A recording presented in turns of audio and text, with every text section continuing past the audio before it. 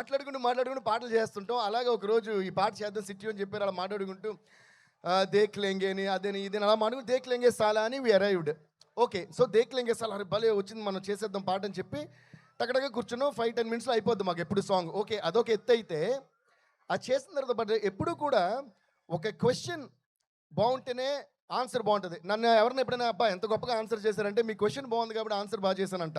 అలాగే సిచ్యువేషన్ బాగుంటేనే పాట బాగుంటుంది. అద్భుతమైన సిచ్యువేషన్ డైరెక్టర్ ఇస్తేనే అద్భుతమైన పాట మ్యూజిక్ డైరెక్టర్ చేయగలరు. ఇప్పుడు దేఖ్ లెంగే సాలా అని హుక్ లైన్ కంప్లీట్ అవ్వాలంటే దాని ఫాలో అప్ ఎక్స్ట్రాడనరీగా ఉంటేనే దేఖ్ లెంగే ఎక్స్ట్రాడనరీగా ఉంటుంది. సో దేఖ్ లెంగే సాలా ఫిగర్ అవుట్ అయిపోయింది. దాని తర్వాత చాలా ఆప్షన్స్ అనుకుంటున్నాం ఆ రైమింగ్లో. అంటే అది ఇంకా చాలా వస్తాయి కదా, దేఖ్ లెంగే సాలా అని వచ్చేస్తే దాని తర్వాత చాలా వస్తాయి. సడన్గా ఒకరోజు ఆయన ఫోన్ చేశారు. ఏ ఆప్షన్స్ అనుకున్నాం, సర్జీ ఒక ఐడియా వచ్చిందన్నారు. ఏంటంటే ఇలాగే చెప్పారు, ట్యూన్లో కూడా కాదు. అప్పుడు ట్యూన్ చేస్తాం దేఖ్ లెంగే సాలా తాని నా అలా వాళ్ళ ఏదో చేసాం. ఆయన సడన్గా ఒకరోజు ఫోన్ చేసి నాకు ఒక ఐడియా వచ్చింది, ఎలా ఉందన్నారు. ఏంటన్నా, దేఖ్ లెంగే సాలా చూసినాంలే చాలా అన్నారు, అంతే.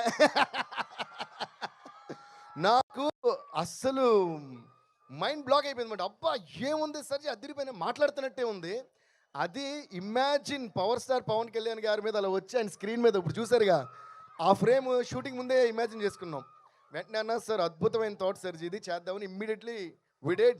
సో ఈ హుక్ లైన్ మేమిద్దరం మీకోసం దేఖ్ లెంగే సాలా చూసినాంలే చాలా. ఆర్ యు రెడీ సర్జీ? Are you ready guys to sing along with us? 1 2 3 4 దేఖ్ లెంగే సాలా చూసినాంలే చాలా, దేఖ్ లెంగే సాలా. Woo! Thank you guys.